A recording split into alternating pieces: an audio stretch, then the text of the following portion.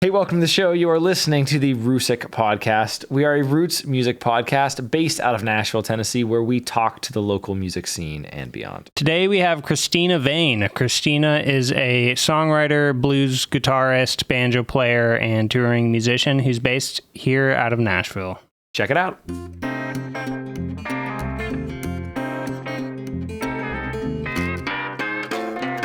Anyway, yeah, dude, the record sounds fucking great. The new record sounds awesome. I listened to it when it came out, and then I was listening to it again like this past week, and it sounds really fucking good. Thank you. Are you like, how do you feel about it? Because it's Are what we this record starting? like. We're probably going. We always kind of like just want to know. I think I don't know if this is like going. Banter or yeah, if we're I'm going. supposed to have half we're a going. neuron going behind. You're good. We're rolling. Saying. Yeah, we can cut in whenever, you know. Okay, cool. Well, that's one of the things we realized doing this is like if you have a hard like, okay, we're in, it's like the most awkward thing in the world. You know? Really? Well, Sorry. yeah. Sneak it up on you. Yeah. No. Yeah, I'm like, are you guys trying to trap me? Get me like You've already been trapped. The cameras are on. off camera, being like, pedal steel players can read. yeah, I don't know where you heard that. That's weird. Are you? Yeah. How do you feel about the record? Because it's record what, like 3 or 4 now, right? 3 now. Yeah, Okay. I feel really good about it. Good. It had been 3 years since I put anything out, and I had done a lot of like soul searching isn't the right word. Just more like I feel like I'm constantly growing, and so that it's not like there was a concerted effort, but there was this kind of resolution of several like identity crises that I think in my 20s and throughout I had struggled with, and I kind of just decided to be done with it. And it's more like about where I'm from and cultural stuff and musical stuff, and I think you can hear that in the genre play and the choices I made that are a little bit a nod to my teenage years and some It of the sounds stuff. like you, which I think is the highest compliment I can think to Thank give you. anything. Like don't get me wrong, the other records are fucking great, but this one really sounds like you. And there's a lot of cool shit going on in there too. Like, Thanks. Also, this is a complete aside, but I love the fucking background vocals on it. Like the way thank your you. vocals layer in sounds so fucking. Is that like? I always think that's interesting because when you're performing as a singer, you don't get to supply your own background vocal. So that's kind of a skill you're not it's a muscle like you're not usually exercising as a performer. What was the process like to kind of get that the way you wanted it? I don't get to do it live, but on every record I've done my own backing vocals. This is the first one where I think 2 of the songs I had my friends sing some backup stuff because it was like kind of a live take sort of approach with most of the album anyway.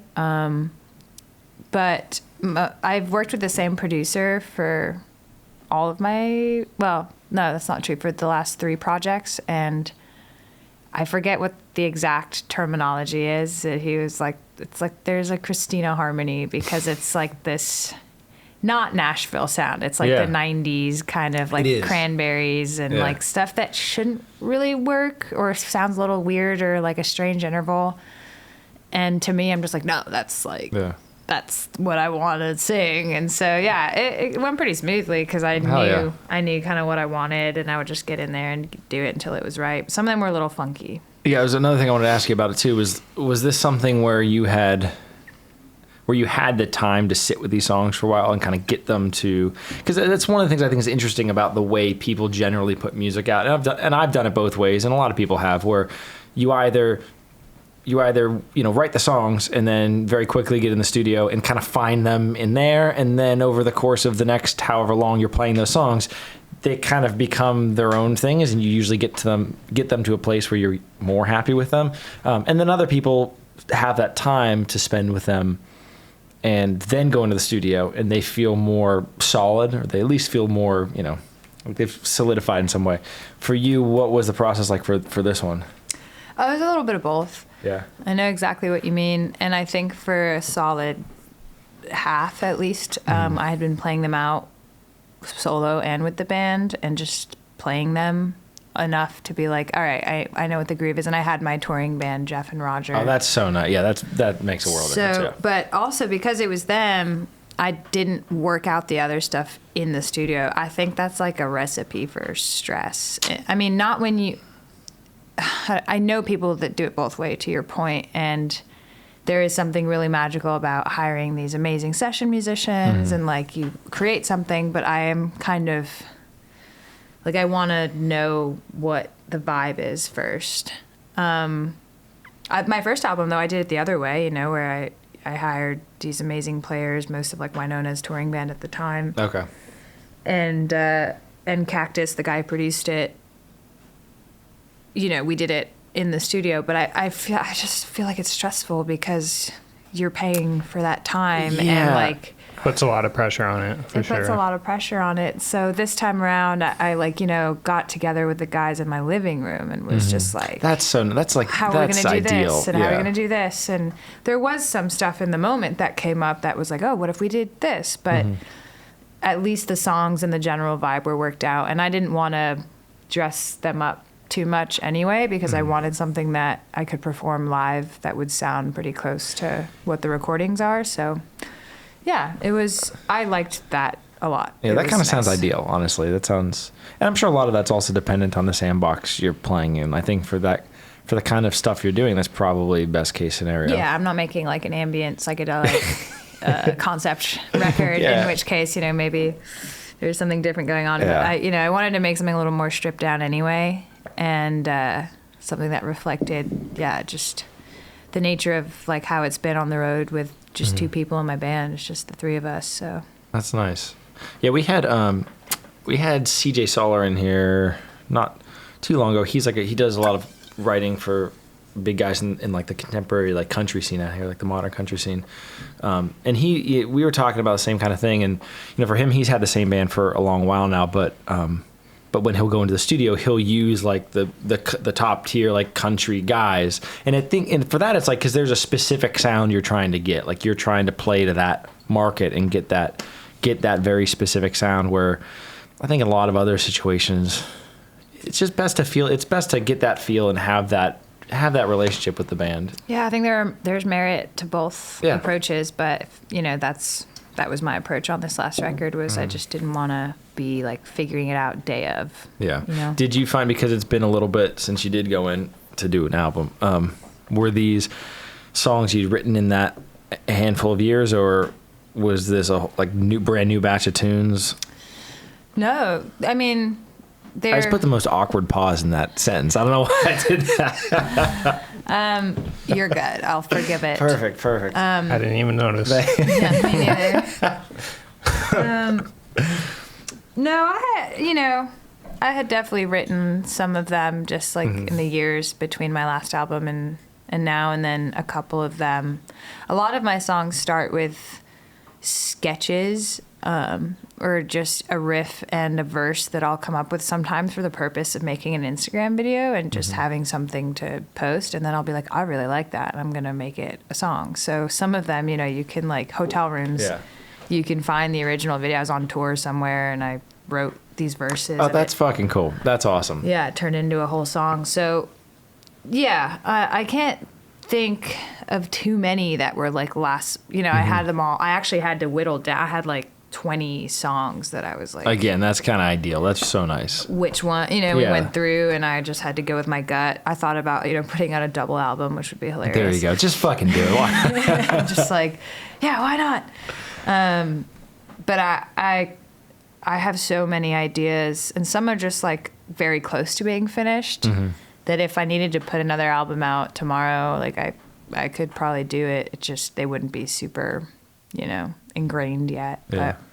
Yeah, I was having this conversation with some of my students the last couple of weeks, because one of my classes I've been kind of just showing them. We've been just doing kind of basic songwriting, and one thing I've been telling them, and I think this is true for a great many things in life. This obviously transcends songwriting, but any time that you go from nothing to something, it's fucking hard, And if you're sitting down to write a song and no song exists, that basic spark, whatever that catalyst is going to be to go from nothing to something, is always, it's daunting no matter how many times you've done it. And I think it's just, you just start to realize that, like, at least this is the way I think about it. You just need to get something out there so you can then edit, right? So it's like, I always think of it like sculpting. You know, it's like if I'm going to sculpt a face, I need a big chunk of clay or a big chunk of marble, or, you know, if I'm going to make something out of, you know, if I'm going to make something out of wood, right?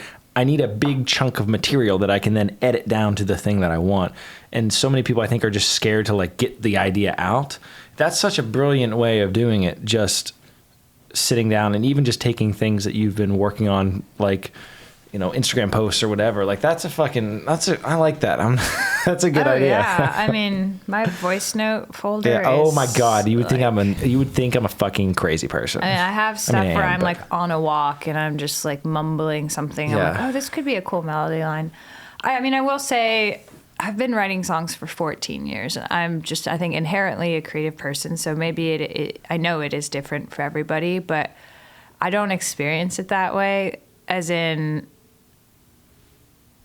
some ways, like the easy part is just getting something out for me. It's getting something like that I'm proud of or want to put on an album. That's the more daunting thing. Totally agree. For me, I think I've done enough songwriting where you can make a song out of literally notes, anything. Yeah. You know, or like a chord if the rhythm is cool, or, you know, there's so much tradition in like the blues and just laid back stuff that doesn't require super sophisticated like anything, but it requires a feeling, or, you know. Yeah, so yeah, like, for sure. I enjoy that part almost, or coming up, just sitting with my guitar and being like, man, I could play anything right now. I do think that it's like a muscle though, and when you're not doing it a lot, which sometimes I go through periods of not writing a lot, it is more daunting. Yeah, and it atrophies because you just think, like, to me, I'm the same way. I'm at a point in life where I think when you do this enough, you do start to realize that it, just like you said, it is a muscle, and if you've exercised that enough, you feel confident in your ability to use that muscle. And anything counts. Yeah, absolutely. Like anything counts as the beginning of a song. Totally, I mean, some of the best songs out there are 2 chords. Yeah, I think for me, it's my relationship with it now in life is, do I need to, like, is this the thing I need to obsess with right now? Because you could sit down all day and just put stuff out there, but it's a matter of just stumbling onto the thing, like, oh fuck, this is the one that I want to commit my time to right now. That's such a great feeling. Like when you get that thing that excites you, that you think, oh no, no, this is what I have to say right now. That's like striking gold. There's no feeling better than that. Totally. One thing I wanted to ask you too. So were you born in Europe? I know you grew up there. Were you born there? Mm-hmm. How did you find this music through that experience?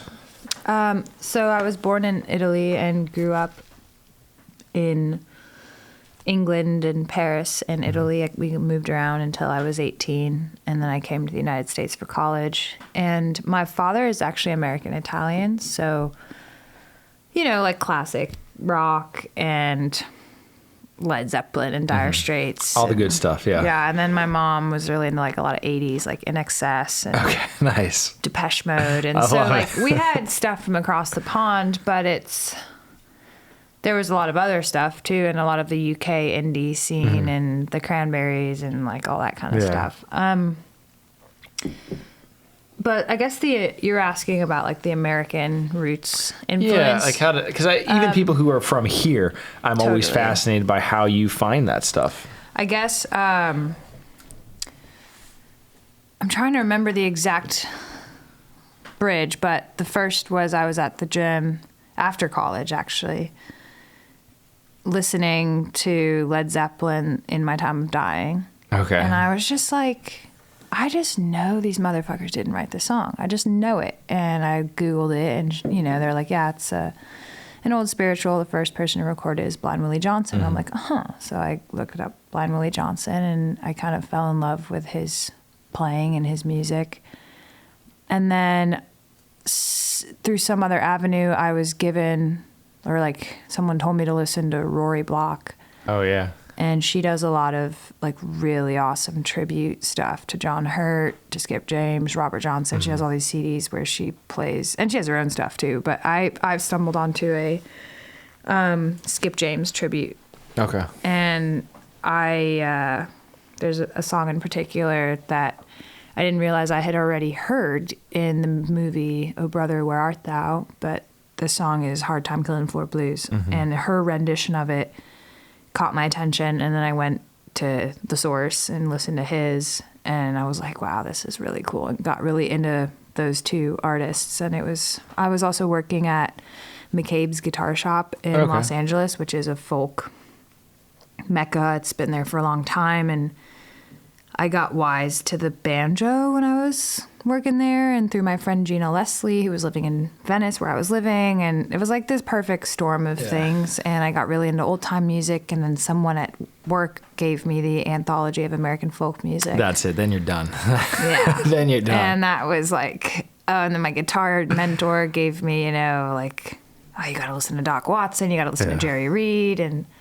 it kind of I just went down a rabbit hole and that's beautiful. Never came back up until this last album. Yeah. Well, no, but I think that's one of the reasons why I really love the album is, and don't get me wrong, there are people who play in that world that I love, right? There are people out there right now, like whether it's Dom Flemons or Rhiannon Giddens or whomever. There are people in that world. Willie Watson could probably be in that, who I think make beautiful stuff that is very much it's almost like a time capsule in a way, and that's beautiful, and there's definitely a great place in the world for that. But I also feel like for myself, and I think it seems like this is true of you as well, you love that music. I mean, to me, that's the music that I just adore. I mean, that's what I have spent my life kind of giving my life to and studying.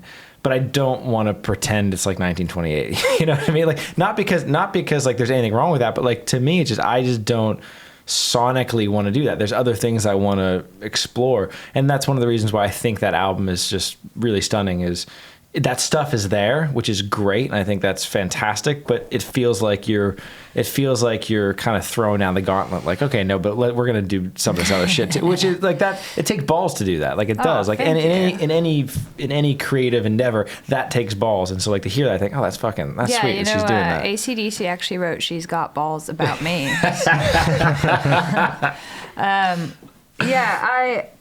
I think. There's always been this just part of me that I can't ignore, and I'm very interested by and obsessed with the concept of being as close to the authentic self as possible in performance and in like creative expression.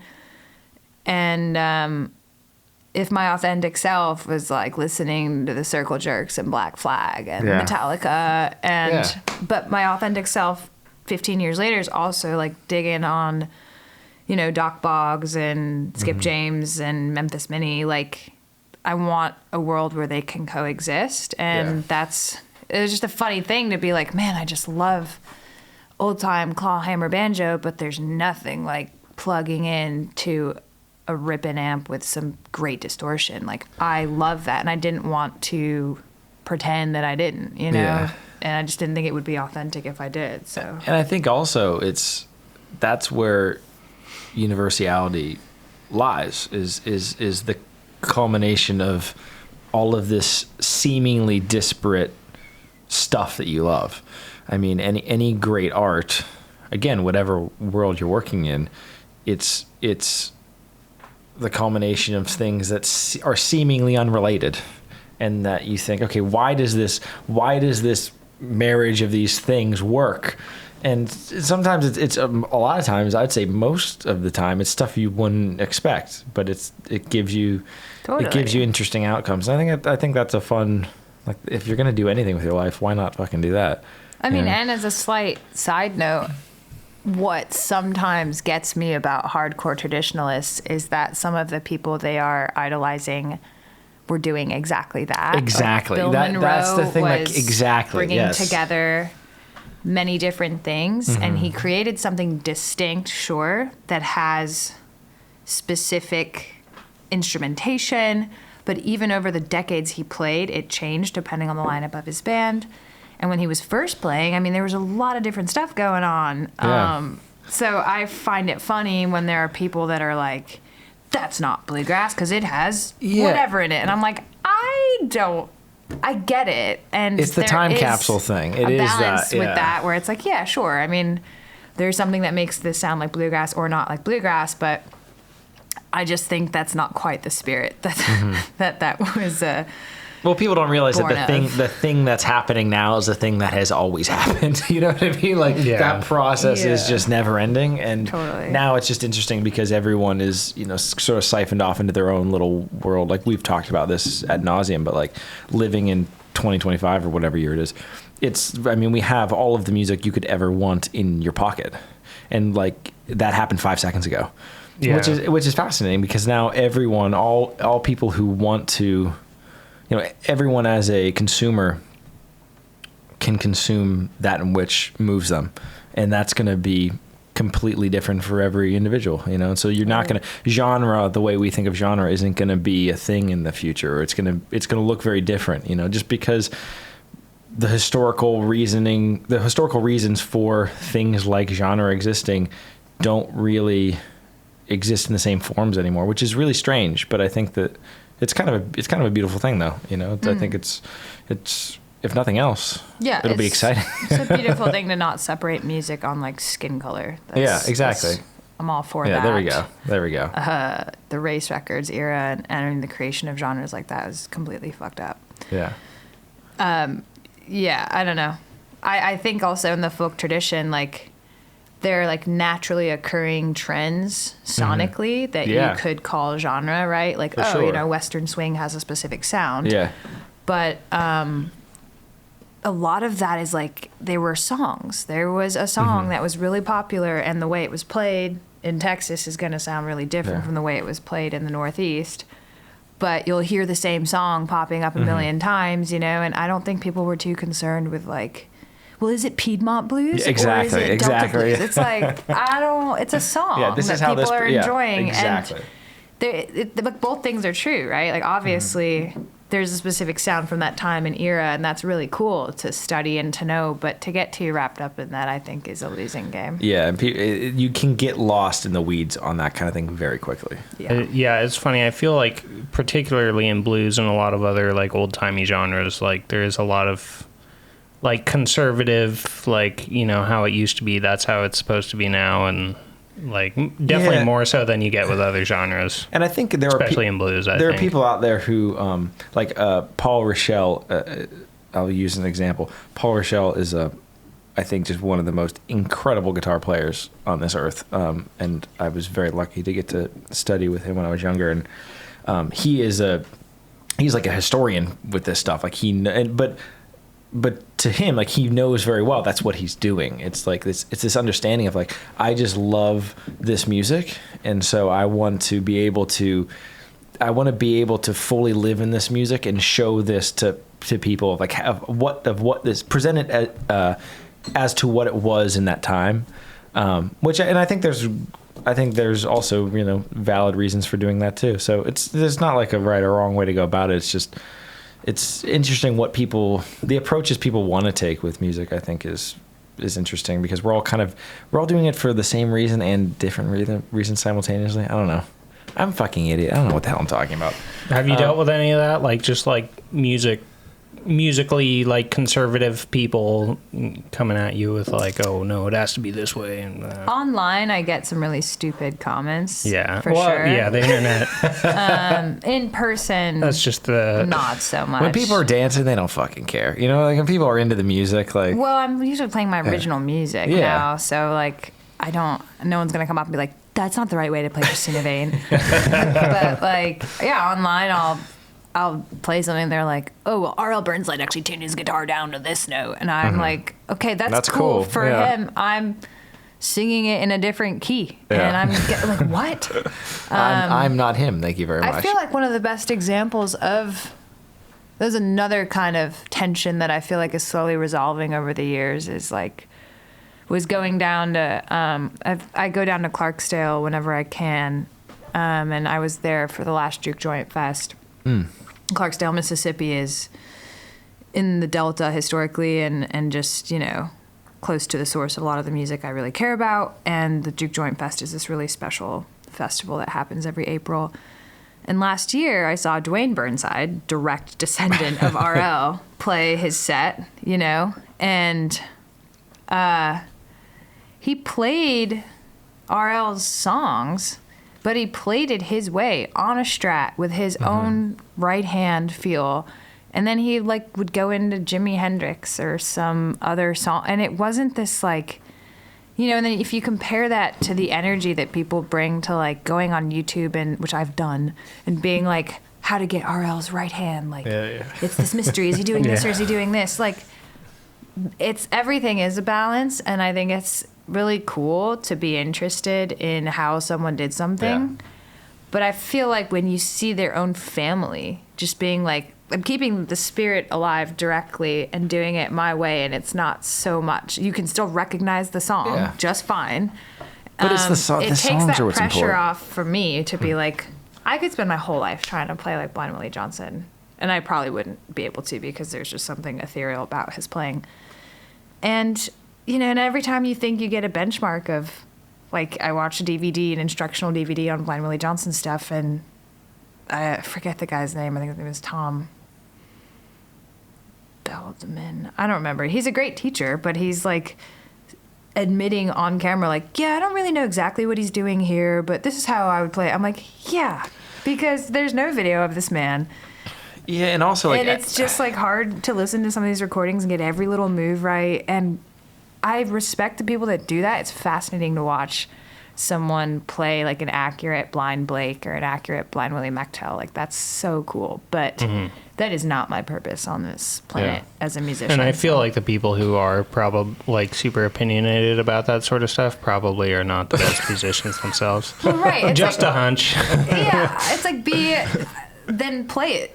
Yeah. Play it that way and make your own video. Why are you in my comment section telling me And as someone who has had those obsessions, it's also interesting because you will reach those benchmarks where you think, oh, I got this lick. That's exactly what that sounds like. And then you're okay, so what? Okay, cool. I can do what that person already did. And again, on a technical level, I think that's beautiful, and there's some value to that for sure. But it's okay. There's definitely a balance. Yeah. I would love to learn how to play more like Mark Knopfler. That's a goal of mine. Fucking dumb dude. And I've been trying to dig into some Bonnie Raitt stuff because I don't play a lot of electric slide like that. I play more, a different era and feel. So there's so much value in learning from the people that have come before us, but I think when you push that to the extreme, it actually makes me want to hurt people.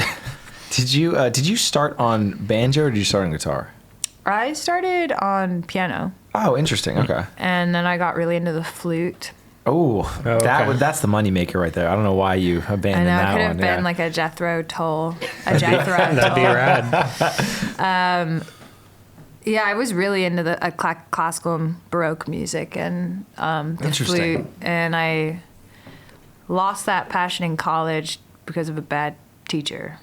And I had started guitar when I was 13, and it was always this is really fun for learning Iggy Pop with my brother or whatever. We were just playing for fun, and I would do a lot of ultimate tabs or whatever it's called, ultimate guitar tabs. Yeah. And learn Bon Iver or Elliot Smith songs. But it wasn't, and then I started writing on the guitar. But I didn't consider it a serious endeavor until I just kept writing throughout college and started sometimes to play. One summer I went home and tried to get gigs in London, and then I was I think I want to do this. And it's been a very long road since then. But yeah. You just described the life of every musician. I think I'm going to do this, and then you skip forward 20 years, and you're I don't know. I'm almost resentful of the family band people who have the privilege. I think about that all the time. I think about that all the time too. We've had a couple people on here who have that background. Yeah. And I find that so interesting. Yeah. And they're always really fucking good. Probably not by coincidence. It makes me angry. I'm if I hadn't been doing extracurricular sports and stuff I have no plan on doing in my adult life, I could probably play the shit out of some banjo right now. If this was all I did from the time I was born, I'm so jealous. I'd probably be pretty, But everything is as it should be. So. Exactly. So then when did the slide playing come along for you? Like when did that can of worms open up? It happened before I got into the old blues stuff, ironically. I was in London for a summer back home from college, and I, like I was saying, was like, oh, maybe I should play a gig and see if I enjoy performing. And so you'd never performed at that point? I'd performed for like school, like auditorium Makes stuff sense. once or twice, and like in choir and a cappella, and but I had didn't have a ton of experience playing my own music or anything like that. And so I went home and like this just cracks me up to this day. Like I sure did have a set of balls, because like I had a set of raging ovaries is how I'd like to rephrase that. That's better. Yeah, we'll actually cut that in. balls are like really sensitive. Well, yeah, that's true. I don't get why we fucking say that. It's such a weird thing. All right, as an aside, don't get that one. I had but a set of kidney stones. There you go. Those are pretty strong. Those are tough. Those are tough, tough guys right there. There you go. Because I just like was like, well, I don't know. I guess I'll just print out a resume for music, which consisted of like, I played the flute from this year to this year. I played guitar. I was SoundClouder of the day in 2014. I had, like a few recordings on SoundCloud, and I like burned CDs, and I just went to pubs and bars around London and was like, can I play at your bar? And gave them this fucking paper resume, which I just find so funny. That's great funny. though. That's fantastic. I didn't know how else to do. I'm a doer, so I love it. Well, that's why you're where you're at, because you're a fucking doer.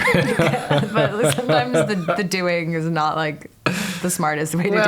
Well, you live and you learn. It was like pre everyone's on email all the time kind of thing. Some bars didn't have an email. Like I was like, I'm just gonna go and talk to someone. And long story short, I got a weekly gig at this place in Camden called Pride, and I would play like in the outdoor, like amateur hour, kind of just it's nice out, play some songs, and there's a more real venue inside. And this guy called Sam Green came through, and the girl who booked me was like, you should really stay for this, it's a great show. And he was playing lap slide, and I thought it was the coolest thing I had ever seen. And I was like, oh, well, I don't really want to learn how to play on my lap, so... Was he playing like lap steel, or was he playing like resonator on his lap? Like lap steel. Okay. Yeah. That's like the flat. Yeah, like the flat like, electric, like bar almost. Yeah. And he had this really cool song called Miles Away from Home, and it just had this riff that's down, down, down, down, down, down, and it was just that slide. And I kind of looked into slide a little and realized you could play it bottleneck style, and taught myself how to like tune to an open tuning to get it, or maybe it was just drop D at the time, and started writing in open D. And then like a year later, I got into the like slide guitar world of, Blind Willie Johnson and these older folks. But that's kind of awesome you had that like lead in that. I think it's kind of funny, that there's some guy from, I think he's like Leeds or something. I don't know where he's from, but so Sam Green and the Midnight Heist. Fuck yeah, getting a shout out to Sam Green right there. Yeah. Hell yeah. It's funny, this is again, I feel like this is just one aside after another, but earlier when you were talking about getting into this kind of music, I didn't realize it really until doing this because we've done all kinds of different, artists in here covering all kinds of different genres and stuff, but a lot of it, I mean, Roosic for roots music, like a lot of it that's kind of the common thread. And I didn't realize how many people of like our generation got into this music through the music in Oh Brother, Where Art Thou? Because I'm a huge film nerd. Like I don't even know if you know this, but I'm a huge film guy. I have never actually seen that movie. I feel like so bad. I don't think I have but like, either. I didn't realize how many people, and don't get me wrong, I love, they've got great films, but I didn't realize how many people of our generation found this music through that movie. Like I had no clue. Well, or at least that was like maybe first exposure to that kind of thing. Yeah, I mean, I always thought that was because I was overseas, where I was like, nobody playing bluegrass in Paris in 20. I mean, when I say nobody, I'm sure there were people. Nobody in my high school. Yeah. Nobody in my friend group. Nobody around you. Nobody was like into that stuff at all. And so I don't know if it was bigger over here. I think obviously in the South it was bigger. Yeah. So a lot of my Southern friends are like, oh, like I didn't need "Oh Brother, Where Art Thou?" Yeah. But yeah, so for me and my family, including my dad, knew about Bill Monroe. I have his record from when he was younger, but he never got like into bluegrass, so he didn't, listen to anything past that. And we had never listened to Bill Monroe in the house. All that soundtrack was like the first time there was like a catchy, I remember my dad like singing the "I am a man of constant sorrow." Like he just loved it, and I was like, "Yeah, it's a cool sound." And the "Oh Death," Ralph Stanley. There's some really amazing stuff on that soundtrack. Obviously, Gillian Welch and Alison Krauss singing their asses off too. And but yeah, I just think the other thing that makes me think of is this. Sometimes when I feel so deep in this world, or when I'm dealing with a particularly obnoxious person, I'm like, it's so myopic to think that bluegrass or even country music is bigger than this globally. Yeah. Like, you go outside of the markets where this is big, and people are like, who's John Prine? Or who is you Hank forget how Williams how like, insulated you are in not the even the States, Nashville world, I can't but speak just for the in States, but having grown up in Europe, like I remember, sometimes people just want to make you feel bad for not knowing stuff, which is already an ick. Like, but people would be like, "You haven't listened to this?" When I moved here, and I was like, "No, but have you listened to like Amadou and Miriam, or like have you listened to all the electro music I spent years getting really into and deep it sounds house?" like that's like the great. That's for me. That's one of the great joys of life is finding new shit. Like I think that is one of the. Calm down. Like, do you understand that most people in the world have no idea about this, and that's fine. Yeah. Like that. You don't have to like. I don't know. I just think sometimes people get so like especially stuck in the a place like Nashville Nashville scene where that they're like, it is so insulated and like I shouldn't say that because it has over the years it has certainly crept out into at least like the American zeitgeist in various ways, right, in various degrees, but even so much of it's insulated. So much of it is like I lived in LA for 4 years and I was getting into old time music for sure, but like the average person that I interacted with had never heard of half the people that people here are like, Tim O'Brien? Yeah. And I'm like, nobody in Venice Beach was like, yeah, I love Tim O'Brien and Dale Scott. But like, I think there's two ways to look at that, right? One it's is tragic, and also it's kind of freeing. Yeah. Like, when it's like, and you can take the cynical approach, which I would never advocate for, which is like, okay, fuck you to a certain degree. But like, I think it's just a joyous thing. It's like the people who have interest in those people, in that music. There's a reason why the guy begging my groceries at Publix is probably a better guitar player than me. It's because like a lot of people are here for, you know what I mean? Are like you from the Midwest? What do you mean? Say bag. No, now you're fucking with me. God damn it. You said begging. Whatever. You know what I mean. Where's he from? All over. Yeah, I lived all over the country as a kid. I didn't catch that. What did he say? Beg? The guy begging my groceries. People give me shit for all kinds Sounds of. like he's from Wisconsin. There's Whatever. no shame in the game. Okay, whatever. Now we're gonna shame me. Fuck. I can say bag anywhere I fucking want. Dude, I have accent dysphoria. If you were British, I would sound completely different right now. Really? Yeah. Interesting. Very interesting. Yeah, I just think there is something to that. Don't get me wrong. I guess that is more to say that, like, to your earlier point, Oh Brother, where there's no shame in like a commercial movie like that. Oh no, I think that's amazing. And I, like I feel like when you're starting out in old time music, especially, there are some people that are like, there's like Gatekeepers. Not I'll fly away again, kill me. And there's I'm like, okay, there's like this gross it. gatekeeper situation, which I think that's true of anything, even outside of music. Yeah, totally. But I mean, to me, it's like anyone who finds cool music whatever route you take to get there, I'm like, fuck yeah, that's awesome. That Totally. you and to me, as someone who teaches for a living for a long time now, like I find that really intriguing when I'm dealing with young people, that everyone has their own way into the music that they end up loving. And I know that, you know, if I'm teaching a class and I've got, you know, however many 10-year-olds there, I know the music I was into when I was 10 years old, and I know Shakira.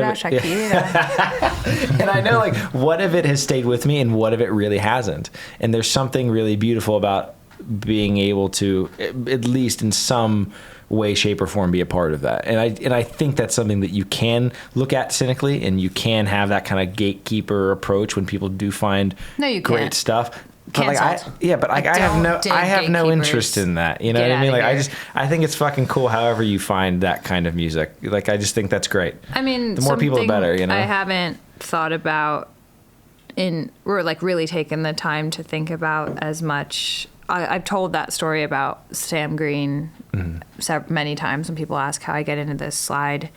And Now we're getting into the real shit right now, folks. You know, well, like we're going a layer deeper. I doubt that Sam Green knows that this show he played in Camden Oh yeah. was like one of the most formative musical experiences of my life. Like, I don't think we're not friends on social media, which is like, I just have never sought him out and been like, hey, maybe I should do that.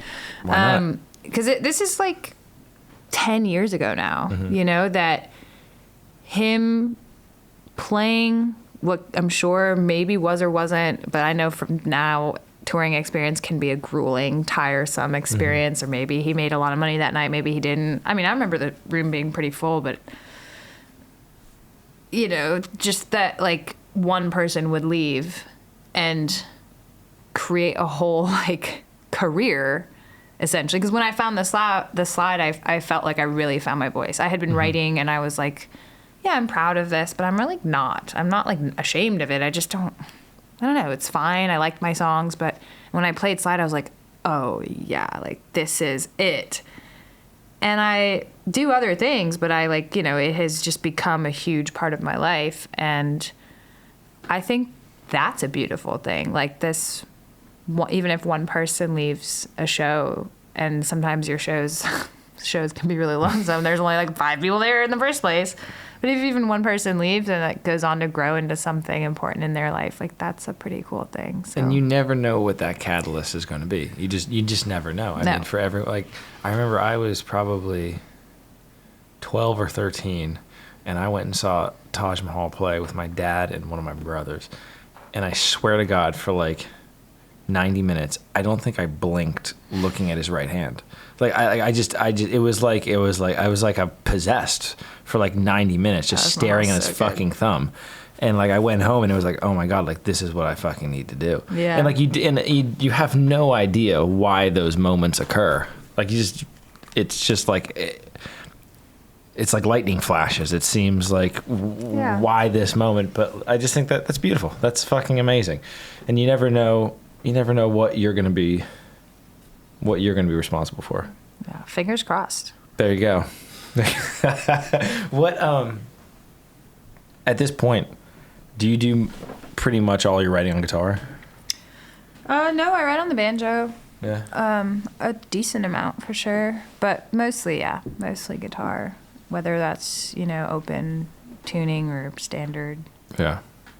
Nice. What this is another kind of, again, random interview question I had for you, but I was just thinking of stuff that I wanted to ask you. And one of the things I was curious about was, who are on a songwriting level, who are some of your favorite songwriters? Alanis Morsette, Elliot Smith. I'm not going to say that person because they don't deserve. They were canceled for good reason. But I love his songs. Oh, that sucks. JJ Cale. Okay. Jerry Reed. Yeah. These are not people that I necessarily write like, but I mean, just from sheer admiration. Carole King. Yeah, I don't think there's anything with having to assimilate necessarily their style, but just the people that inspire you as songwriters. It can. Yeah, or just that I admire too. Yeah. Nick Drake. Nice. All over the board with that one, but That's good. That's a healthy. Yeah. I often also admire people that write in very different styles than I do. So like, I find it hard, for example, to write political or, topical songs. Yeah. And the people that do that well, I'm like, man, that's cool. So yeah, I would say those are a couple of people that come to mind. Yeah, I do think there's something really healthy about admiring those that have a different skill set than yourself. And recognizing, okay, it almost like gives you a better idea of like what your skill set is. You know what I mean? I think Jagged Little Pill influenced my writing a lot. Like, it was just something really cool about like a raw, honest, not afraid to write about relationships or hurt or pain or anger, with like these little nods and like clever moments too. So I feel like for a while, I wrote like that, and it's kind of evolved since then. But Alanis Morsette was one of the first people that I really was like.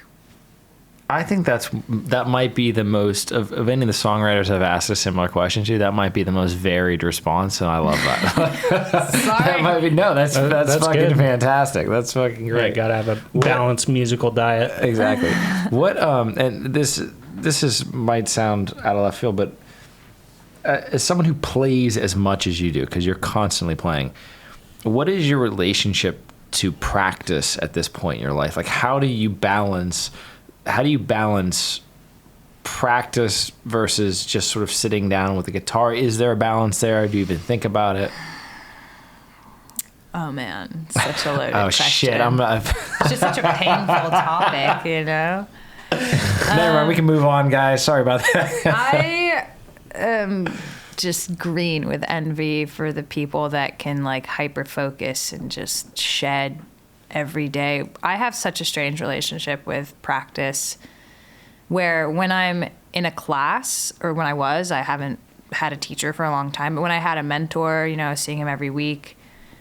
And before that, for whatever reason, like I have structure. I can find a way to like work every day toward that goal way easier since I've been like on my own in the world musically. There are moments where I'll get into a really good routine, and I found that, like, for example, switching my routine to practice first instead of going to the gym first, like, drastically improved my ability. For some reason, like, it's like my brain only has the capacity to do 2 important tasks, and like I really like going to the gym. So and like in the morning, I'm like, first thing, usually I'll go to the gym, and then I get home and it's like my motivation to do anything else. Yeah, then you're tired, and it's really weird I because find when the I do exact it, opposite. when That's I do so it the interesting. other way around, I have the ability to go to the gym later. It doesn't go away. But I am like, cool, I like did this thing that otherwise I would have felt bad about not doing. But the other thing is that touring has really changed my relationship, and my relationship with touring has changed. Like when I first went on the road, it was touring, but it was more traveling. And by that I mean I did a 6-month trip. I like lived out of my car in my tent, and I had a lot of free days between gigs because it was my first time ever playing in these places. We've all been there, It was like a lot of coffee shops and bars and breweries, and I was just like, and when you travel like that, especially, there's no like, I gotta unload to the hotel room. It's just like I'm at my campsite. I have all day. I can like go on a hike and then be creative. Yeah. And I wrote my whole first album kind of on that trip, and I had a really lovely relationship with traveling. And then as, things improved, like I am now playing more gigs and better gigs and bigger gigs. And that's like, obviously I'm really happy about that. But I like don't want to look at my guitar when I get home. I'm like just given so much for like 5 days straight or sometimes longer that when I get home, I just want to like do laundry and look after my garden and cuddle with my cat and like watch TV and order Postmates and just like, and sometimes like 4 or 5 days after a long tour, I'll just like really, like I just won't even go into my music room and I'll be like, and then, you know, the guilt creeps in because it's like there's always something. As it always does. You could be working on, and I do, like, it's a really complicated thing. But I mean, social media has been a good, historically, less so now. I just feel less obliged to do it. But it was a way for me to be like constantly working on something, you know, and thinking of a song I wanted to cover and learning that song. It's kind of nice. As much as we shit on social media, or at least, you know, I do think that there are certainly unhealthy habits formed in that relationship. It can be a great reason to just get something done. Yeah, it forces you to get something to that state of completion where it's good enough to put out. Yeah, good Even enough. if it's something as like, you know, small as an Instagram post, it still forces you to make it presentable. Yeah. Yeah, I've had a funny relationship with social media where I'm actually like pretty complimentary of it because maybe it's just the way I approached it. When I made my like music Instagram, I think it was like 2014. You can scroll back on my Instagram and like see videos of me completely sucking ass, like truly bad. See, I fucking love that though. That's great. Like a face full of acne, just like, that wasn't funny. That was a very stressful situation. But it wasn't about presenting a finished product. It was about like, I'm on this journey. I'm interested in fingerstyle and slide guitar, and I'm learning. And I like found a really awesome community of people by posting videos that had no technical weight. Like it wasn't like I was like, look at this cool thing I'm doing. I was like, it's like slow as fuck, just like doom doom doom doom, like out of tune slide stuff, you know. But I was stoked, and all these people were just like, yeah, go girl, keep going. That's so wonderful. That's and awesome. So like, you know, I just built this following, I think, in a pretty organic way. And it doesn't feel like a following. Now it feels more like that, but at the time it felt more like a genuine community. And I think social media like is an online community if you want to look at it that way. It should be, for sure, yeah. You know, and then things change. Like, I no longer want to spend that much time necessarily documenting my journey, and my journey has changed, where I'm not just like going to my mentor's house every week and learning new tunes, and I'm always trying to learn stuff, but now I'm like promoting my own music a lot more and taking that on the road, and that's more important. But I have met so many friends, luthiers, musicians, people that like put me up, people that have connected me with venue owners through social media. And That's I don't amazing. know. I think the part that's unhealthy has like nothing to do with that. Like doom scrolling is completely separate from my working relationship with my music on Instagram. It's just because that's like we're wired to be addicted to reels, and that fucking sucks for sure. But if I like could not doom scroll at all, and I would completely still have Instagram just to be able to like be like, hey, here's something I'm working on, and people are like, cool. Like, yeah, it can get a bad rap, and I don't mean to pigeonhole it in that way. It's just no, I mean for obvious reasons. There's a lot of weird stuff. I think overall, I think it's such a beautiful thing. I think having the connectivity to the world is incredible. I mean, I think that's just amazing. Except Facebook. I have not What looked the at fuck Facebook in is years. going on? Does anyone still use Facebook? I feel like I have no fucking idea. I haven't logged into my Facebook in I forever. have like some really nice people on there, but I come like so close to deleting my Facebook all the time that not only is like the spam out of control, but I get the most unhinged comments from fucking like people on Facebook where I'm just like, dude, I don't have to be posting this. We gotta like, get not Mark Zuckerberg. Is that him, the Facebook guy? Don't understand. We gotta get him on the. We gotta is really wrong clear with this y'all? up. Clear Like- this up, Mark. What the fuck? And Instagram, like, yeah, when I've had stuff go actually closer to like viral, you know, where it's like, 23,000 likes, like that's not typical for me. Then, yeah, I start to get weird comments about my appearance or whatever. But on Facebook, it's like my regular audience. There'll be some weird, like, mumbo jumbo, like, like literal like gibberish, or it's people being like wrong, and I'm like, just like really funny stuff that I'm. I feel like there's like a decent amount of the population that just like lives on the internet and just hates on shit all day. Like, yeah, I mean, sadly, probably. So circling back to the record, another thing I wanted to ask you is, what has your relationship been to producing over the years? Because I know you co-produced this record, right? How have you found your voice as a producer, not just a performer? Yeah, I think that I just honestly never really understood what a producer did or why they were like useful. Yeah. My first album, I will say though, like Cactus Moser produced it, and it was, I think even then though, we like wrote it as a co-production thing because my opinions are so strong that like I'm not gonna like hand over the reins to somebody that and always be like, seems crazy to me. Yeah, it's a really personal thing. I think if you, I don't think a lot of people like 100% hand over full creative control, but you know, I have a friend who hired a producer and she's wonderful, right? And it's like, if you're not sure where you want these songs to exist, why not hire somebody you respect, that you love the way they've made other things sound?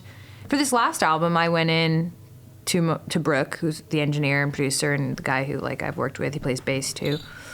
And I was like, yeah, you know, like, I wonder if I should, like, try and get some big shot, you know, like a proverbial Jack White or someone, you know, that could be a stretch, but maybe I could get someone really cool just to give the album, like, star quality and, like, wow, you know, wow factor. And obviously, hopefully, it would sound really good, too.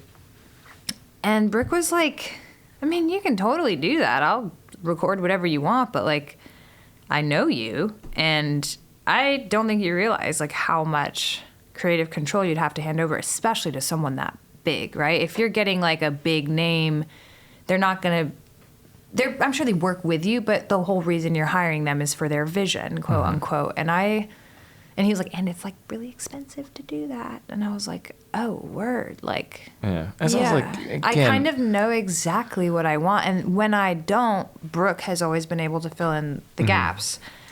And there were only a few songs that were like a little bit evasive. Storm Brewing, it's a banjo tune, but it has this like disco-y fun drum beat, and I couldn't figure out how to fill the space. So originally I had acoustic guitar, and we retracked it like 3 times, asking him to strum differently each time, and it just like wasn't working. And I finally was like, I'm just gonna try like my Les Paul, and I want to do like Jerry Garcia style, like licks, and it like I was like, oh my god, this is great, and it worked. So it was like kind of a funny stumble into like, wow, let's try this. I think, you know, Brooke suggested Ty Bailey come in and do the organ stuff on hotel rooms just to like give a little shimmer. So like, yeah, mostly I'm just pretty opinionated, and I guess that's not, I don't want to be like, that's what production is, because there are vetted I get producers exactly that are really what you good mean, at their job, and I don't want to take away from that, but like, that doesn't interest me so much. I completely understand what you mean. I think that I'm sure there's great value to having a great producer. There is, for sure. Especially if you don't exactly know what that thing is that you're shooting for. Or if you're not familiar with it. Like when I first moved to Nashville, I didn't really understand. I still don't like super deeply understand the language of country music because it's not my primary focus. But, you know, now I understand much better, like, oh, you know, pedal steel gives this kind of feeling or whatever. So like having Cactus hire like Tommy Hannum to play steel, and Tommy could sit on like the more rockin' slide stuff and do cool things. That was really cool, you know, to be like, I would never have thought of this. Or when I was in LA, I was really green. I had never even played bluegrass. A friend of mine, Brendan, saw me at open mic and was like, man, I think you would sound really good with this bluegrass band, which this is actually a crazy story because it's a really full circle story. There's a band called the Get Down Boys, and they are all like big, like Evan, who played bass back then, moved to Nashville like the same year I did, or maybe a year later. And I was like, Evan, what are you doing here? So I'm at like the Legion, and he was like, I live here. I was like, oh my God. And Scott Gates plays with AJ Lee and like all these people, know people here in Nashville. But back then they were just like this random, I was like, what's bluegrass? And why would I want dobro on a track where I'm playing slide already? And I just didn't, I was like, this sounds weird, but like, I'm going to give it a try. And I actually love the way they came out. I think the mixing is a little funky, but like, that's a good example of like, I didn't know any better and someone else had a vision and they were like, let's try it. And I was like, oh, this is actually really cool. Now I could totally produce a bluegrassy ensemble to back me if I wanted. And I have actually done that when I play with my friends or something and I'll play like some slide songs. It's just with stand-up bass and banjo. And you've done. Killer. It's pretty fun. So what's next on the horizon for you? What do you got coming down the pike? Well, I'm headed out to play Merle Fest next week, and it's my first one. Nice. Congrats. That'll be fun.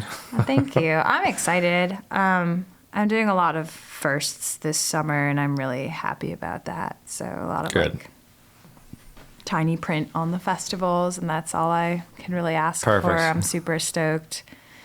So yeah, I'm like really happy about that, and trying to get a little bit more of a tour life balance and not being out there in my van for like 5 weeks. Yeah, that can fucking wear on you. That's good. I mean, and half the battle, I think, again, as someone who knows nothing, I think it's just recognizing it and recognizing that I gotta find a balance here, and that's great. Yeah, things change. Sometimes you get a cat and you actually like want to go home. There you go. Don't get a cat and then you can live on the road forever, I guess is the moral of the story. But if you get a cat, you'll fall in love with that fucker and then you'll want to go home. Dude, my dog, Akila, turned 6 this past week. How fucking crazy is that? I have a 6-year-old dog. Fucking wild. Who would have thought? I mean, it's not that crazy. I feel like there are people who have 6-year-old children who are our age. That's true. That is true. Never mind. Whoa! In my head, though, I'm just like, no way. In my head, I'm just like, I got here last week. You know what I mean? But like, time fucking flies, dude. Yeah. I'm so fucking happy you did this. It's hilarious. Like, I feel like I'm trying to remember when we got here. God, 7 years ago now. And I remember when we first got here, I had. Back in Boston, which is where we had moved here from, I had started to want to do a kind of music podcast with the music scene, because there was a great like root scene there, and I started to do some very hodgepodge version of that like in my fucking living room. And I remember I did a couple when I got out here, and you were one of them, and it was like fucking like, it was hilarious. It was just absolutely. Do you still have the recording of that? I'm sure it's somewhere, but it was put it out. So like again, like just no. How we don't do that? But it was just. I want to see what my playing is like 6 years ago. But it was just hilarious because I was thinking about it. It does feel kind of full circle, like, just to think where I was as a person at that point versus now. It's like, oh, that's nice. As much as it does seem like you blink and life just goes by, there's also a level of like, oh no, I'm kind of happy with the way everything's turned out so far. Yeah. So I'm really fucking happy you came into this. It was really, really nice. And the song sounded killer. Like, I really dug the songs a lot. So I think looking back, especially like, regardless of who gets famous or not famous, I feel like there are so many people in our scene that are like crazy successful. Yeah, just blowing up.